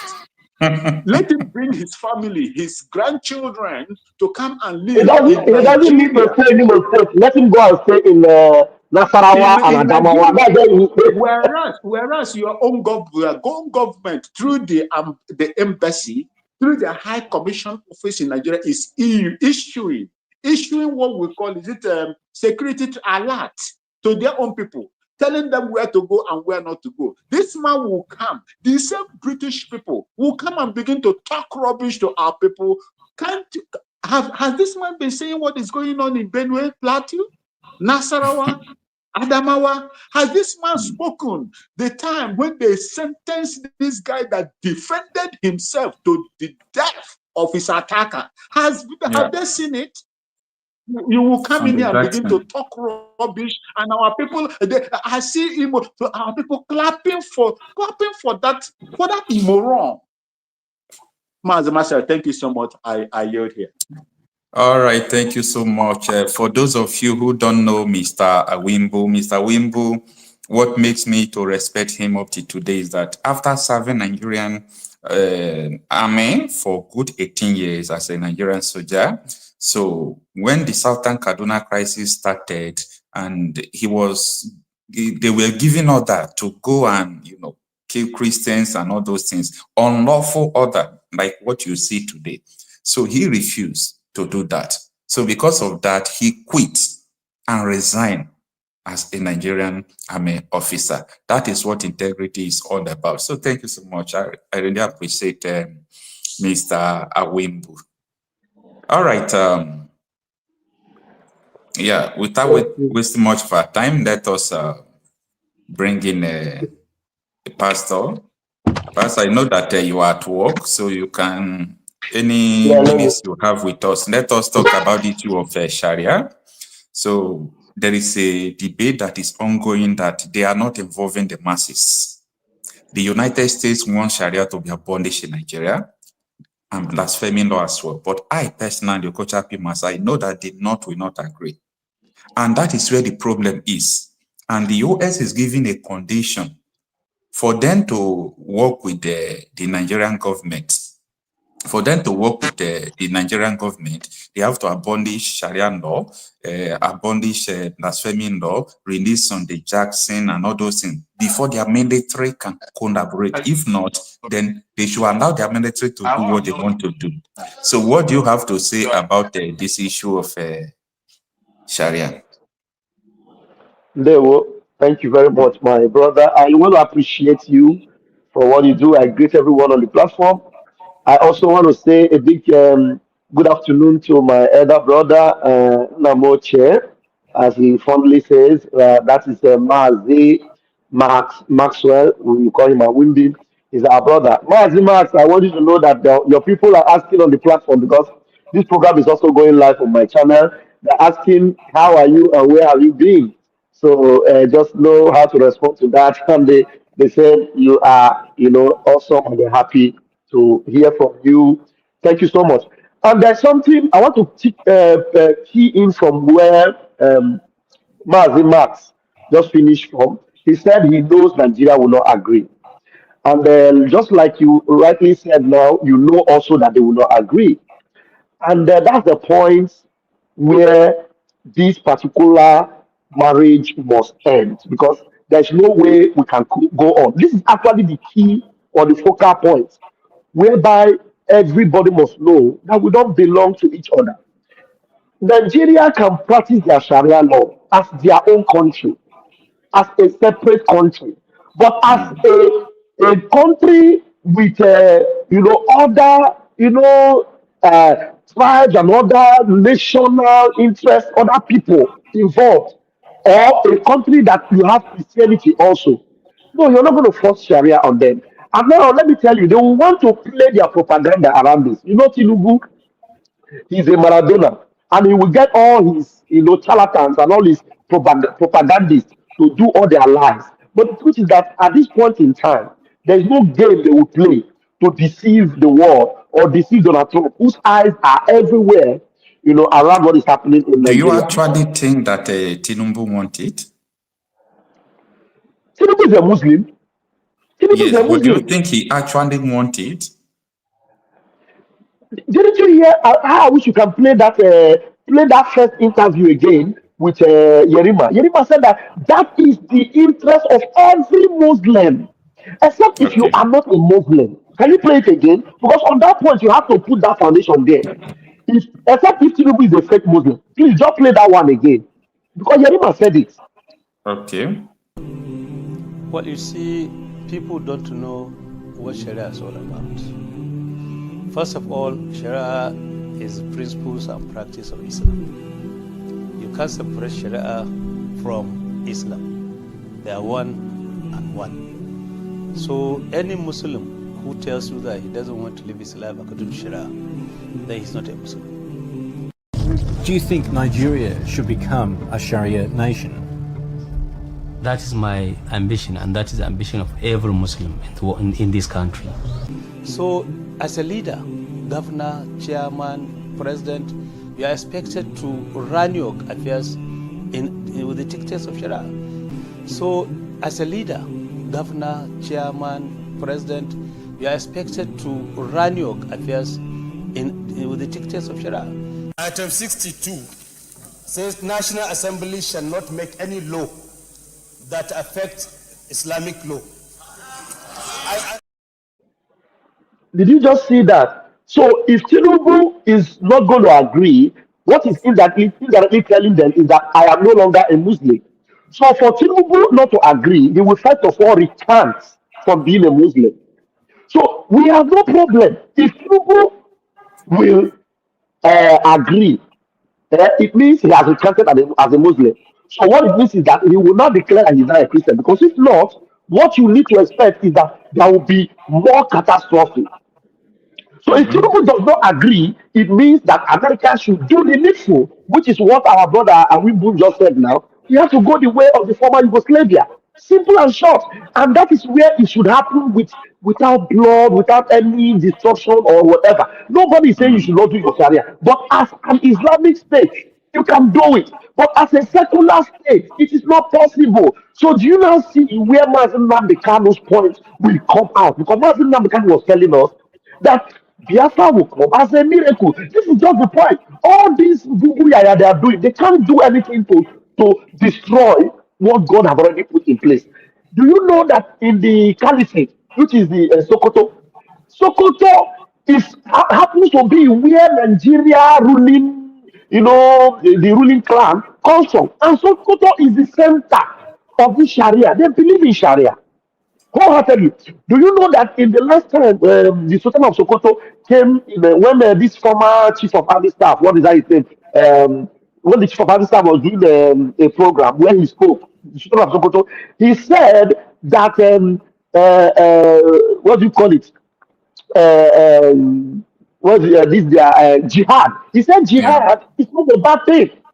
He said jihad is not a bad thing. That is not what we think. That jihad, it doesn't say you should go and kill. But you know that is a very wrong narrative. That's a Takia narrative of jihad. I don't know if you have that video. You need to always play that video because I promise my people I will always play it to show the whole world that this man is the one in charge of all this evil going on.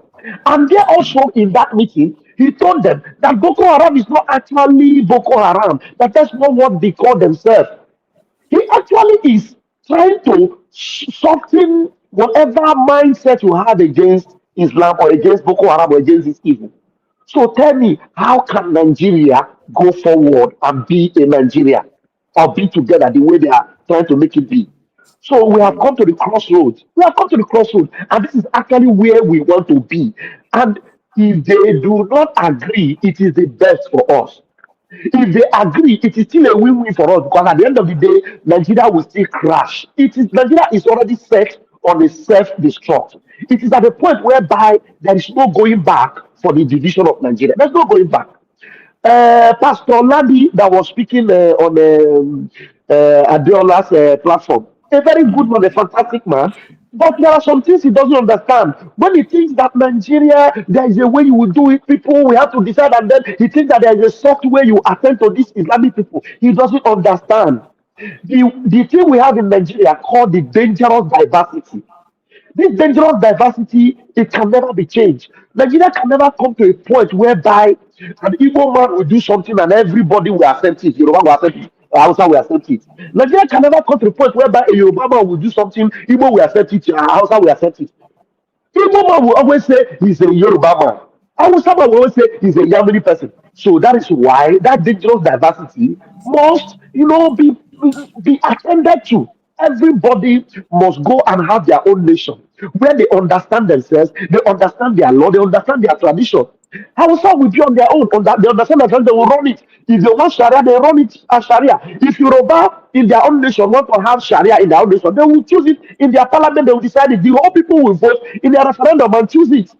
In our own side of the divide, even if somebody comes to Biafra land and say, in Biafra we will have a Sharia, they will put it to referendum. Nobody will fight you and shoot you because you are coming to Biafra to say you want Sharia. They say, okay, you say you want Sharia, let's put it to referendum. By the time it goes to referendum and it is 95% to 5, it will be thrown outside the window. So that is how a very civilized nation should run. And I am happy we are coming to that point. So Nigeria, it is a goodbye, good night for Nigeria. Believe you me. All right. Thank you so much. I know that you have 5 minutes left to your work. Exactly, so let us give you time to, to prepare for your work. Thank you so much for sharing what you think about this, because actually, if people can reason very well, I think this is an opportunity for both the Muslims, the Christians, anybody, both the African tradition and religion. This is time for us to come together and say, this thing is not working for us. This Sharia law, they are using it to kill non-Muslims. They are using it to affect non-Muslims. So if you actually want Sharia, I don't have problem with Sharia. If I come to your country, I can actually obey your law because I'm in your country, but not in a secular state. And you are using the Sharia to kill Christians. It has no place. So thank you so much. Do you know that in people that Christians go to Iran, Christians go to Saudi Arabia, Christians go to Qatar, and once they get there, the last World Cup that was done in Qatar, every Christian that went there, they abided by their law because that was the law there. So if Nigeria must, have peace and this bloodshed will end, the boundaries must be set so that in Sokoto Caliphate or Sokoto and the Arawa country, once there is Sharia law there, if I am traveling there, I will know that as a man, I have to be sure that I'm not going to drink beer there, I'm not going to womanize there on the street. And as a woman, you must know that if you are going there, you cover your hair as a scarf because you cannot go to their country and spoil their country for them. But wherever you want to force all of us to do that thing that you are doing by force, I didn't even know that actually in places like Turkey, that Christians are paying, I won't being called it something that they say they are paying tax for being a Christian in Turkey. That's terrible. That means if it's allowed in Nigeria, so a Christian in Igbo State, a Christian in Anambra will be paying tax for being a Christian in Nigeria. My brother, thank you very much for this program, and I want to say God bless you. Okay, thank you so much for joining us. Mr. CNI, you can unmute yourself from there.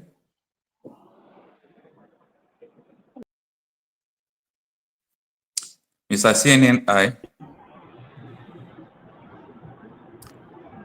Okay, we can't hear you. Let us go to Mr. Kel. Mr. Kel, you can. Okay. Good morning, my brother. I'm actually on my way to work. Okay. Yeah. But I hope you are safe. I hope you are safe driving while talking. Yes, I'm fine. I'm fine. That is the most important thing. Yeah, I'm very fine. Thank you. Thank you for asking. All right. Yeah. So first of all, I want to appreciate you for bringing me here. I watch your videos and I must say you're doing a very good job, right? Secondly, I would want to add to what my brother said. The two guys that spoke before me. And then also reply to the other guy, the the other guy that was kind of speaking for Sharia, you know. You see, it's very unfortunate that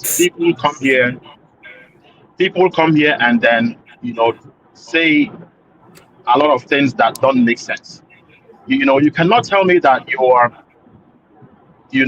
want to impose your religion on me based on the fact that, say Christianity is some kind of, they are seeing Christians as maybe weak people, like it is, I wouldn't say it's unfair, because, these people,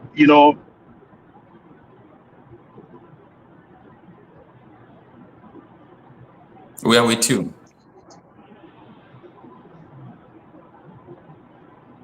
Hello? Yeah, we're with you. Is there any problem? Yeah, sorry, I was having some audio.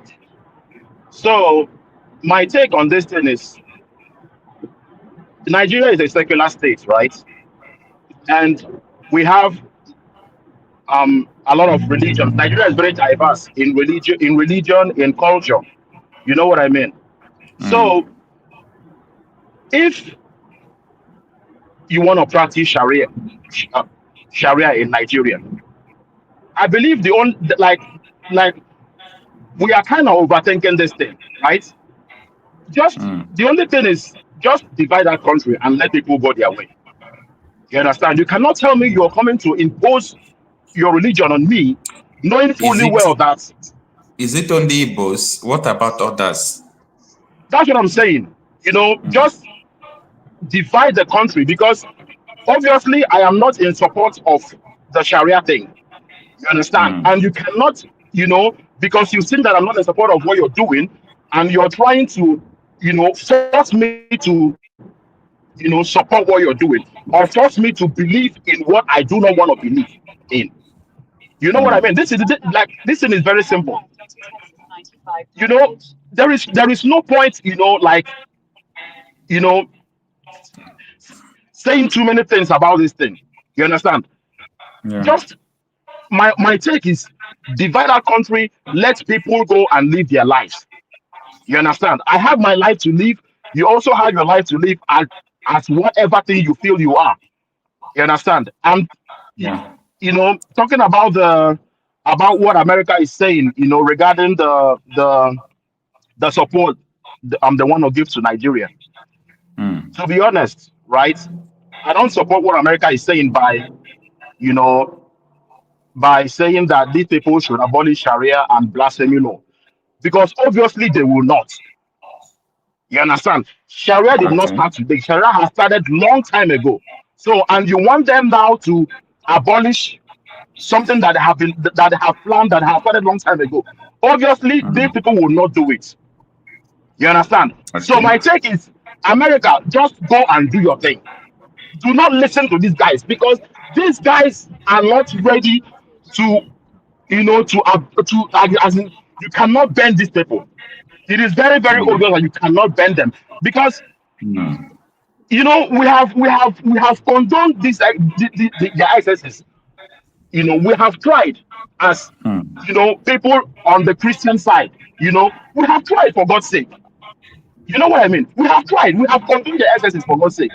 The thing is, my only take is, please let whoever that has the power to come and divide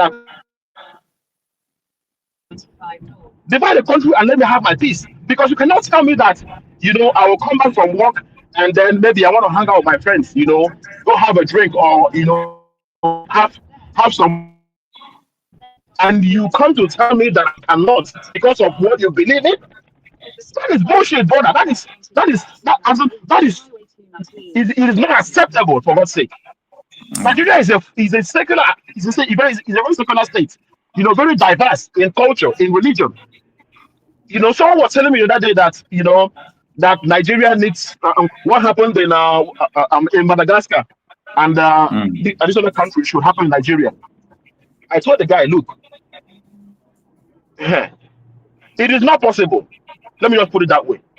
If Madagascar achieved that, or the other country, Nepal, achieved those, In Nigeria, it is not possible, and I have my reasons. Because one, we have religion as a problem. You know, some people believe in something, and some other people believe in another thing. So there will be conflict. It is not possible, for God's sake. Another one is tribe. You know, an Igbo man is saying something, and now an Hausa man is saying a totally different thing. A Yoruba man is saying a totally different thing. Like this All thing is right. not working. Like we have seen, we have tried, we have seen that these things are not working. So why are we still together? You know, there is no point being with these people. This is all I have to say. There is no point being with these people. We have tried, you know, to condone them, but unfortunately it's not working. So the best thing is let people go their way, let people live their lives, divide the country, let people, you know, live their lives. It's all right, Mr. Kerr.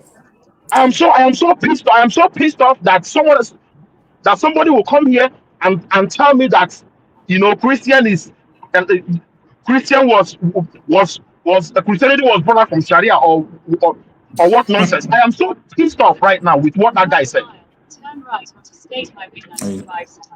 It's okay. All right. Thank you. Thank you for sharing what you are thinking about this with us. Thank you, my brother. Okay.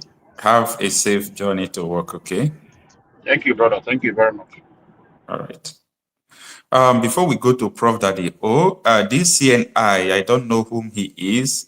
He has been here before, Mr. Kel, but I don't know whether he has been disconnected. Good afternoon. Can you hear me? All right. Prof. Daddy O, good afternoon. Thanks for joining us.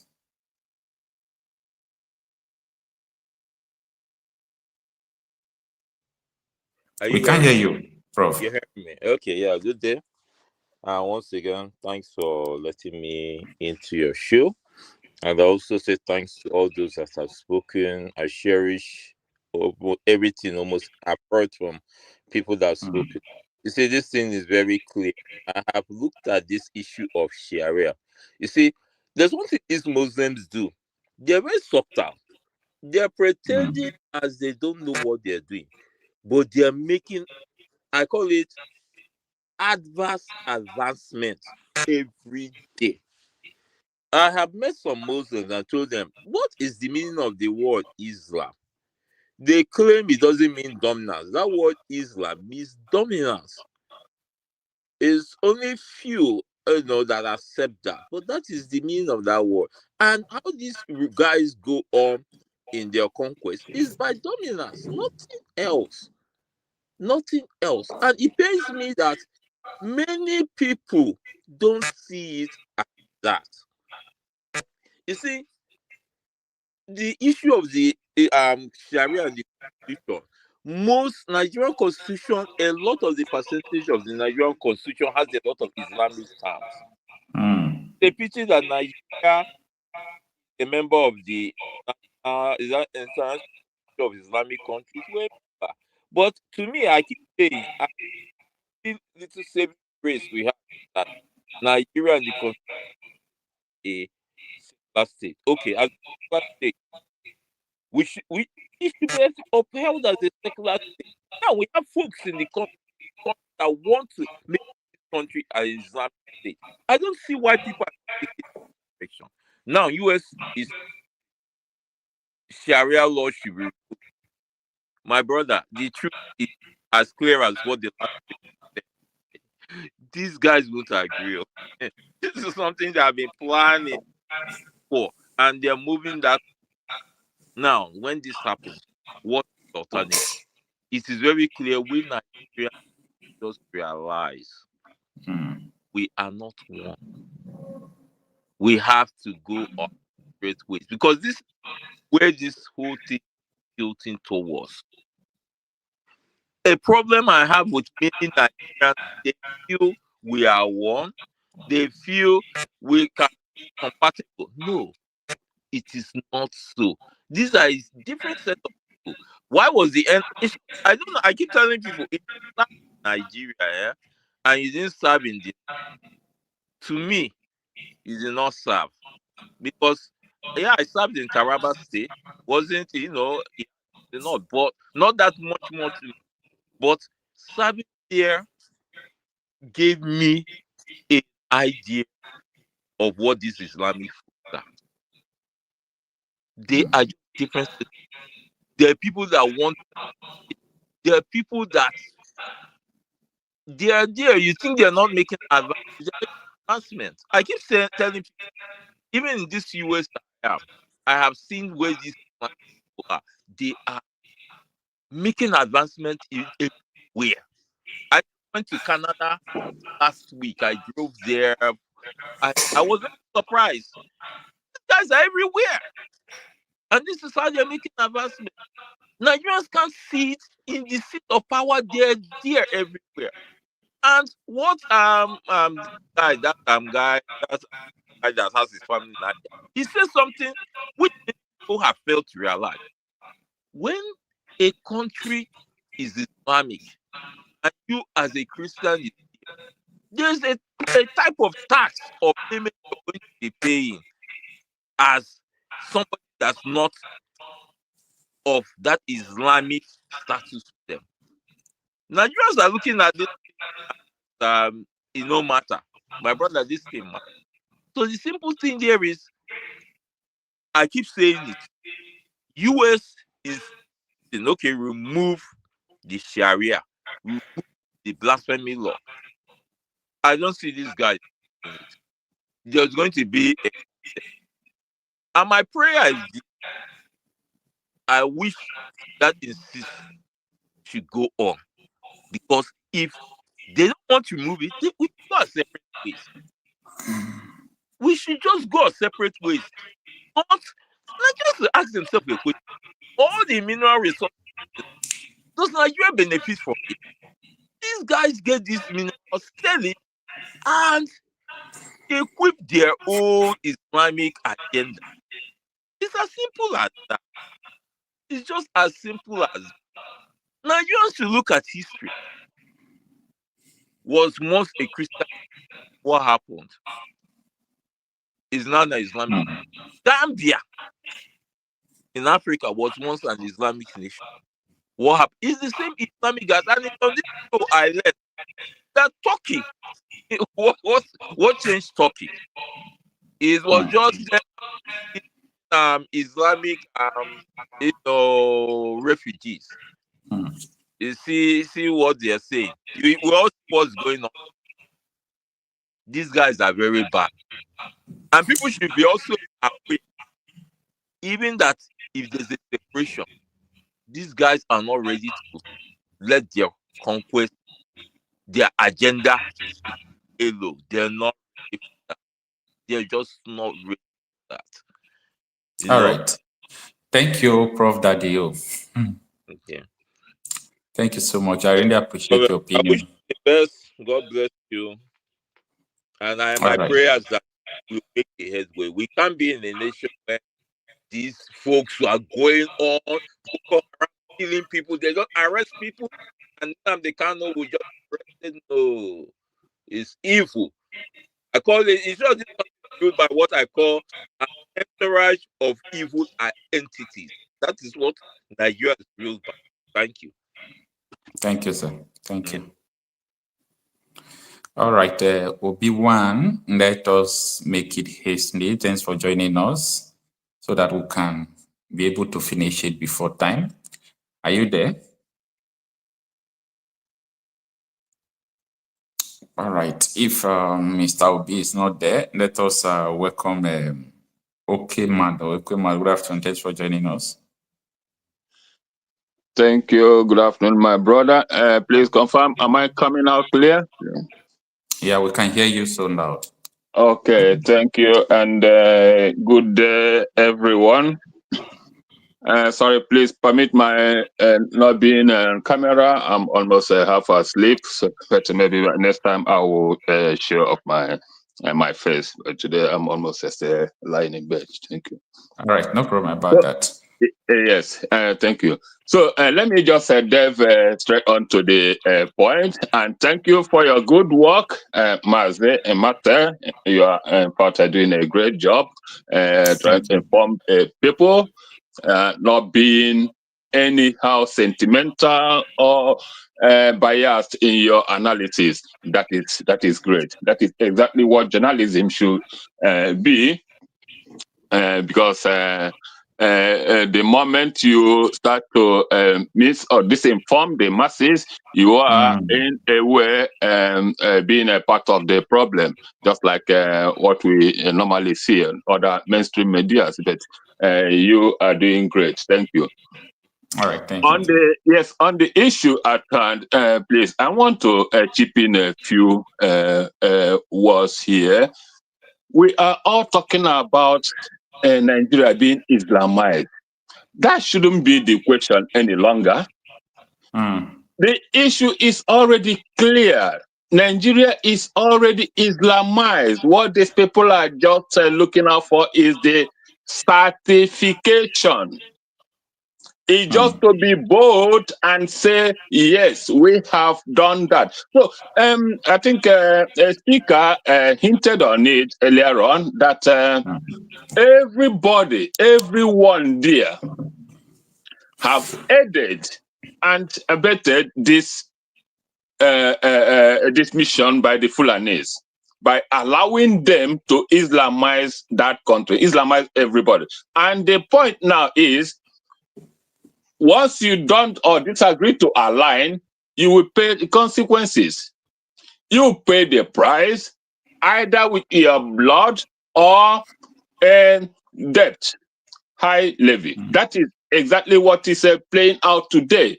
There is no good about it. We are not hiding any longer from this fact. It is done. Why is it achieved? It's because of our domicile attitude towards this.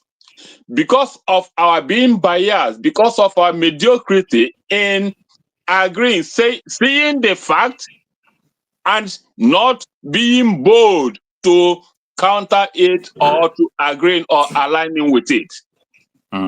That is the greatest of our undoing. And that is what these people have capitalized on to get to this point. Or Islamization have long been achieved, and there is no going back. Like the earlier speaker said, they are never gonna give it up. And why? Why? What do you think? But what is playing out today? They have systematically encroached. You think there is no possibility of them giving it, like dropping it? No, it's not going to happen. And they can. If you have there's an adage that nobody spits out sugar from his mouth. If you put sugar, that's in his mouth. They know that they have grabbed it, so they cannot let it go that way or easily. And how will it be restored? Only by people coming out boldly to say enough is enough. And are we ready for that? From all indications, the majority of the people there are not yet ready. Yeah. Now, this is what happened. And this is why we all are at this point. The Fulanis or the Muslims, they have known, they've played on our mindsets, on everyone's mindset. Everybody's afraid to speak out the truth, to say no to the things that eat us.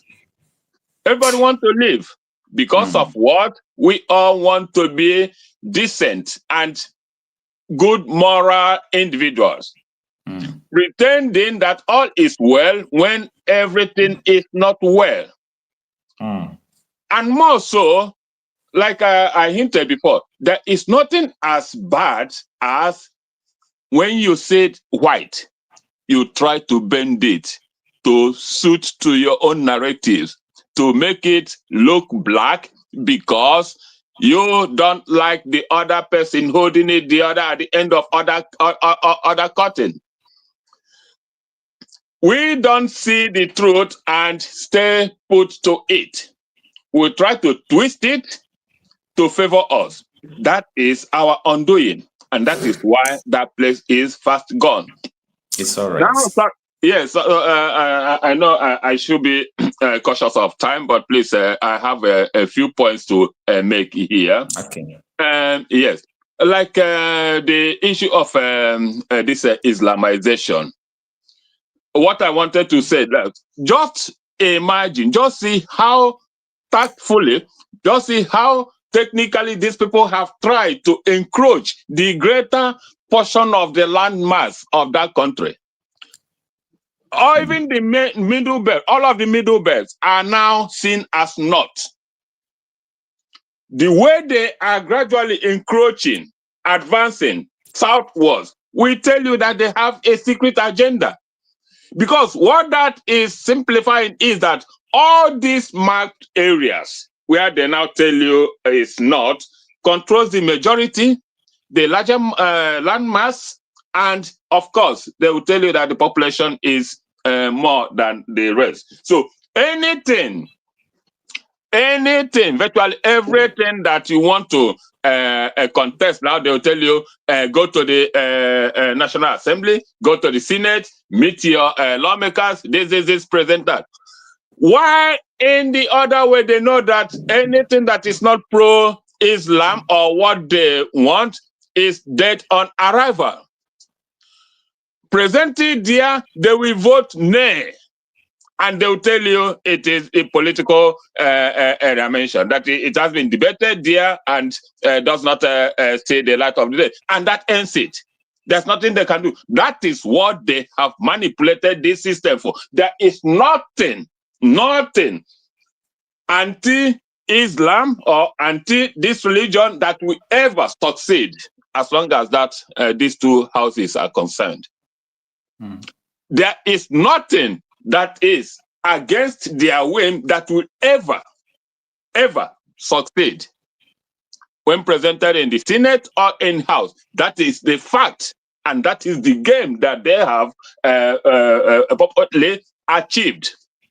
Because anything that happens now, they will tell you, you have reps, you have representatives, bring your case to the House for debate. When you and I know that no bill, no motion that is ever against their whim that will ever succeed up to the second reading, because they have the majority. Now, I don't know how many they are now, how many states they have turned to as northern region, and the whole of Middle Belt are now not. Even Enugu, the way their map is now encroaching southward, even Enugu, Benue, Kogi, every other are now part of North. Does it make sense to you and me? Don't that show us that these people have an ulterior motive? Encroachment is long, and I don't know. Please, I may be furious in my. I'll try to say mellow down, but I am mad. All right, we fast about that. We just have 5 minutes left for the program. Yes. For the whole program, or not for you. Yeah. Okay. So, thank you. So, like I said, the question of Islam or Islamization is a long overdone, and we are still being myopic. Calling on Trump to come and help us. How can Trump help us when we don't even help ourselves? When we are not ready to help ourselves? There is nothing an outsider, there is nothing somebody from that is not part of that system can do to help us. We should take the ball at our hand. We should take it up ourselves and help ourselves. But the people are not yet ready. It's all right. Thank you for... Yeah, it is a big problem because somebody, once you are a maker, you cannot organize a protest in Kanu.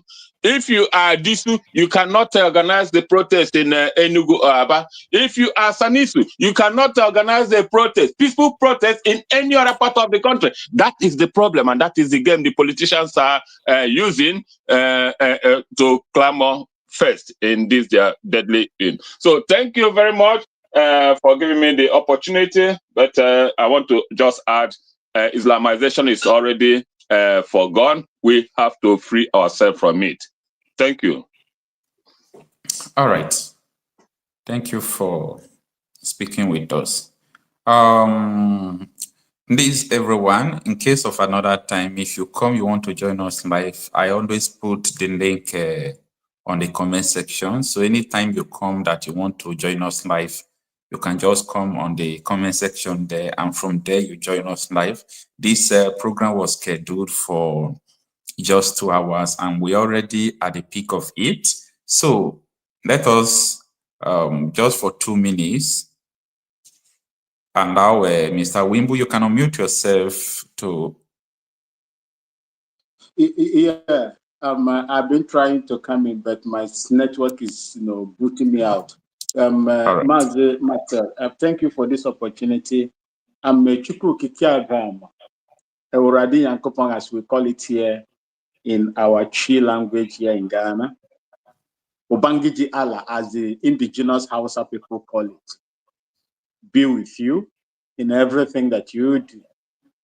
And I would like to use this opportunity to tell my people, my Nemoches and my Namoches, whether you are from the riverine areas, the South, the Okopedi area, down to Atabong, where I stood and fought to defend the lives and property of those people over there, those I call my mother's cousins, against the Cameroon invaders. I would like to tell you people today, the mistake Nigeria made was to allow Sharia to land its feet in Nigeria. In 2000, it landed. The ego landed, and since that time, the ego is now spreading all over the places today. If you go to Kwara State or your state today, there are mission schools there that have gone to court, and court has ordered them to assimilate the dress code of the Muslim girls. In Kwara State or Elore, Mr. Matson, I think you've heard about it, right? Yeah, they even went as far as locking the mission school that was not built by them. They locked it up. It's so unfortunate. That is what you see. They tried the same. Let me give you this. For those that are in the comment section, if I say here, please verify. These people came to test the pulse of Ghana and the Ghana government, and they felt the proactiveness of the Ghanaian government as at that time. Armed Fulani terrorists ran away. They started buying, raping, grazing on our people's farms in a place they call Agogo in Ashanti region. They ran away. Till today, they've not come again because my government was very, very proactive. The government of Nigeria is not even reactive or whatever. They are always like to come back after the deed, the atrocious deed has been committed against the indigenous people to say, live in peace. How are you going to live in peace with your enemy that has a very strong ideology that doesn't want you to live or at all on the surface of this earth? It's very difficult. He doesn't want to tolerate you at all. He doesn't. How will you live with such a person? I am here to encourage you. Keep away all these divisions. Keep away all these divide and rule influences that they have, embedded in your brains and in your heart. Do away with hatred. Do away with hatred with your neighbors, the Jaws, the Anang people, the Efik people, the Urobo people, all of you Igbo people, Jaws. Take away Ogonis. Take away this hate that you have with your people. Look what is going to happen if not for Trump. That utterances Drop that tweet. All this things will not be happening. All this things will not be happening. All these things that you are seeing now will not be, they will still be having a way to embellish and massage this evil that is going on our people. I ask you here today, and I plead with all of you, please come together as one, because whatever that affects the nose will definitely affect the eyes. I thank you, Marcel, for having me. May God bless you. Right. Bless your listeners. Thank you so much. For every listeners, please, tomorrow we'll still be having a live section. If you come, you can join us through the link on the comment section as usual. For today, we just scheduled it for 2 hours and we have already passed 2 hours. Please do bear with me. See you tomorrow. Mama